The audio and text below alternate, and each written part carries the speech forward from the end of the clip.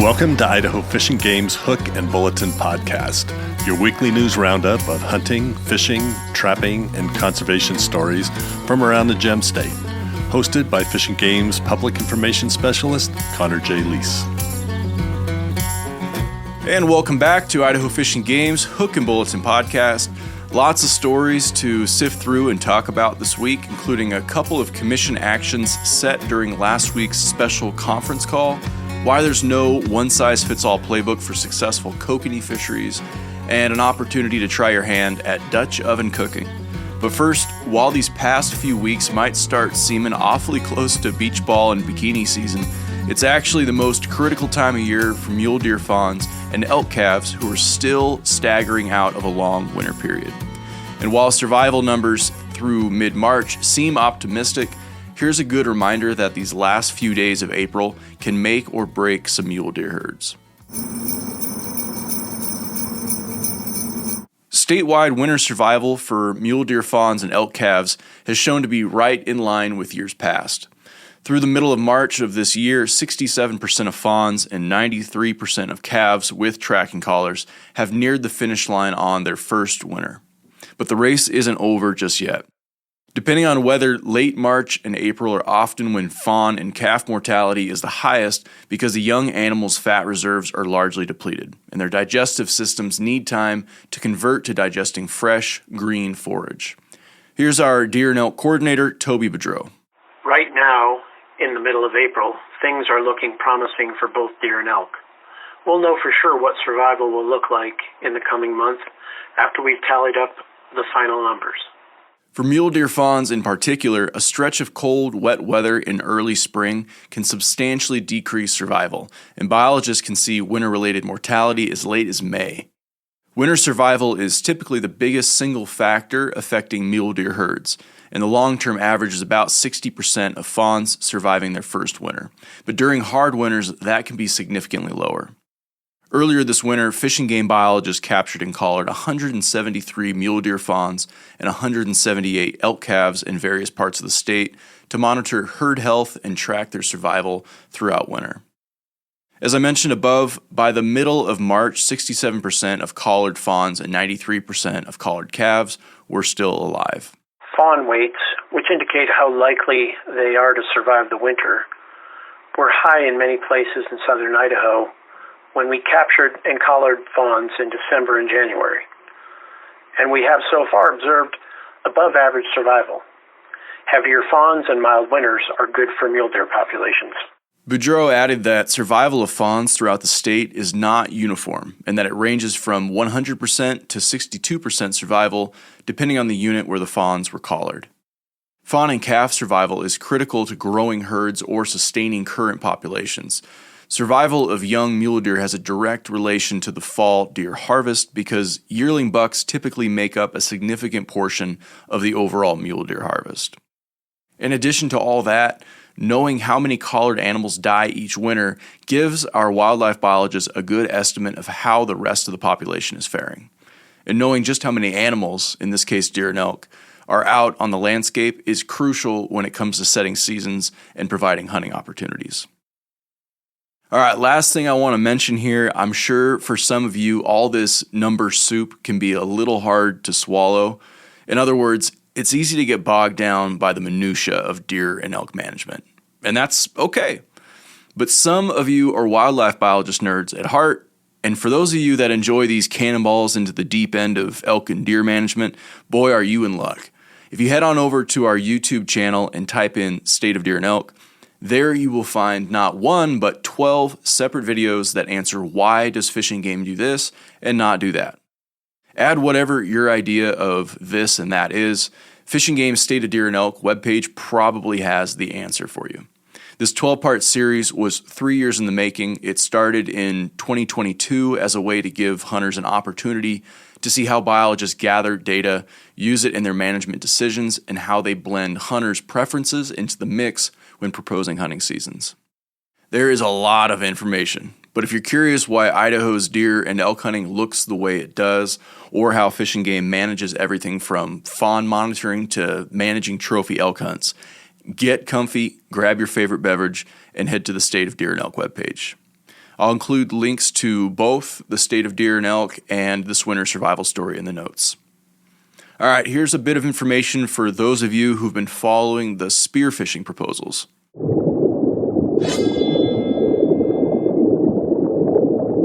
Currently, spearfishing is only allowed for non-game fish species. However, in winter of 2025, the Idaho legislature approved an administrative rule proposed by the Fish and Game Commission, allowing spearfishing as a legal method of take in waters prescribed by the commission. The rule takes effect July 1st of this year, and it was initiated in May 2024 by those of you who requested modifying a prohibition on spearfishing of game fish in waters where Fish and Game is actively trying to reduce certain species to reach management objectives. Fish and Game fisheries managers are proposing spearfishing seasons for specific species in specific waters where spearfishing would align with current management objectives outlined in the state fish management plan. Folks can review proposals and comment by this upcoming Monday, April 28th at noon. That's coming up, boys and girls. After reviewing feedback and considering agency goals, season recommendations will be presented to the Commission for their consideration at the May 21st and 22nd meeting in Idaho Falls. If approved by the Commission, spearfishing seasons would take effect on July 1st. Hit the link in the description to check out all the spearfishing season proposals across the state. All right, got another fisheries story for you and a really amazing video to boot, so listen up. Kokanee. Kokanee. Kokanee. Kokanee. If you ask kokanee anglers what they want, odds are good they're going to say more fish and bigger fish.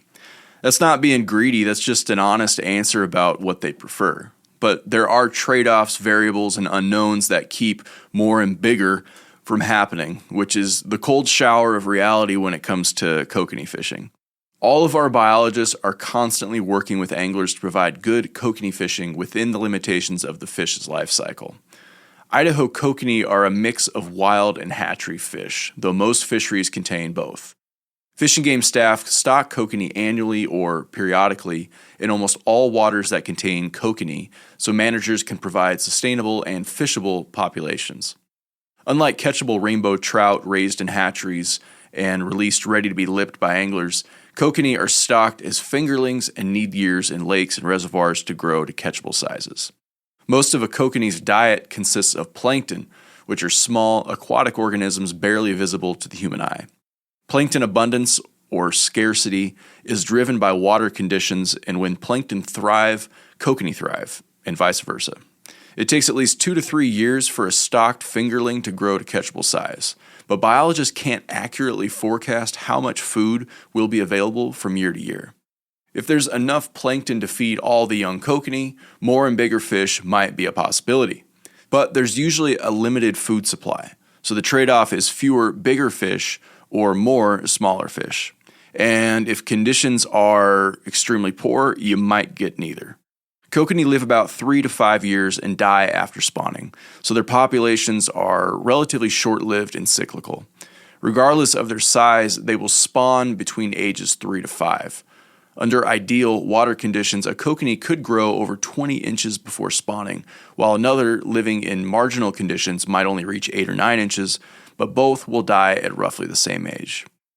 Here's Fish and Game State Fisheries Manager Joe Kozowska.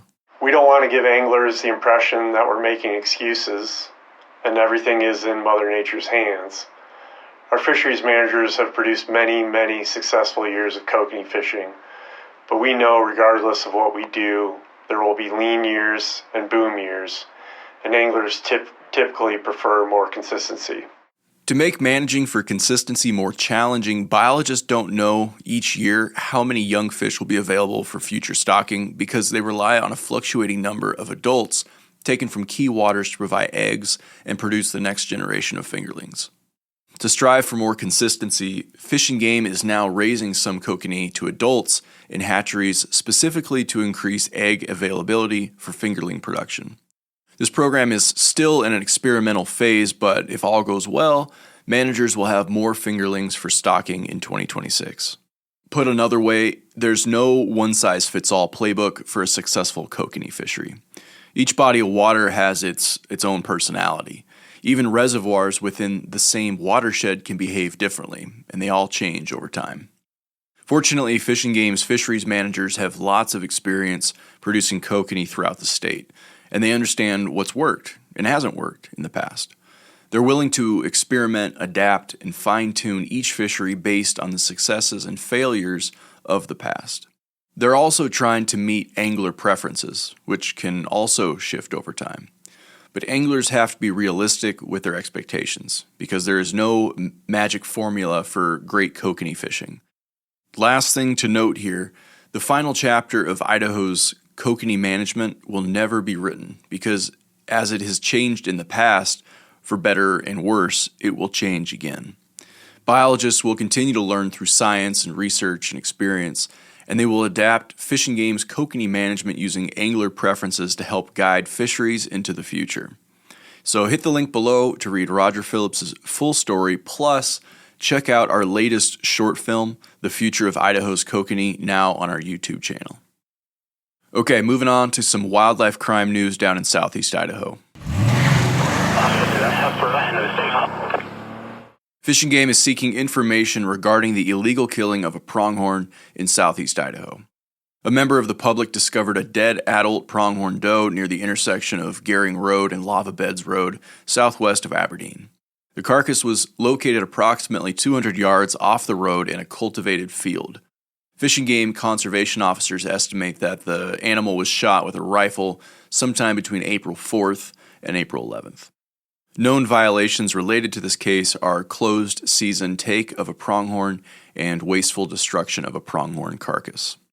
Anyone with information regarding this incident is encouraged to contact Fish and Game Senior Conservation Officer Mitch Newhouse at 208-576-1752 or the Citizens Against Poaching hotline at 1-800-632-5999.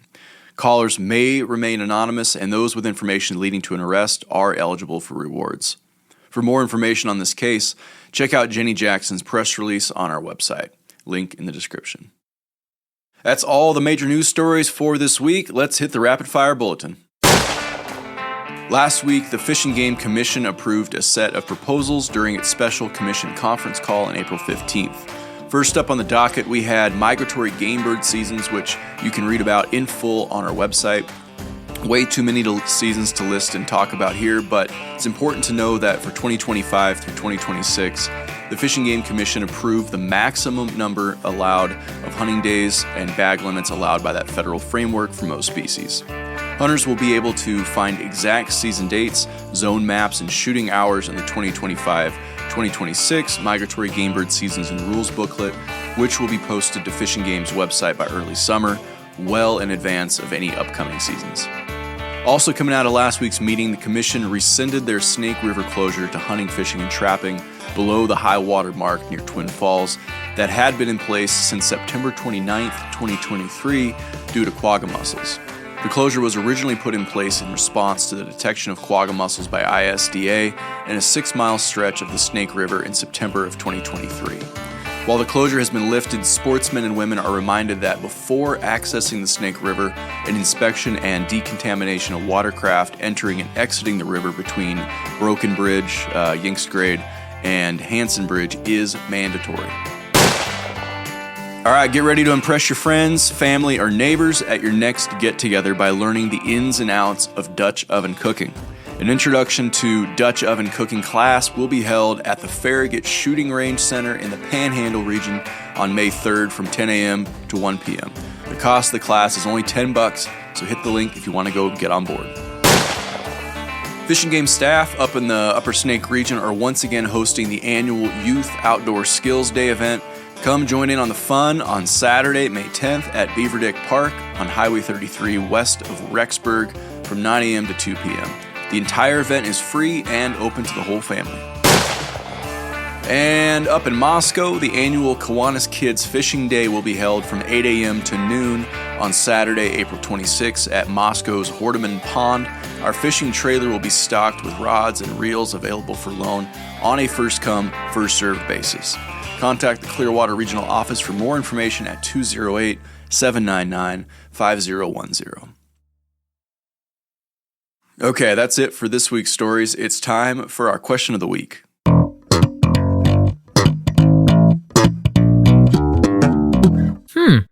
So last weekend, Gobble and Tom Talley from our engineering department and I were up turkey hunting in 32A country.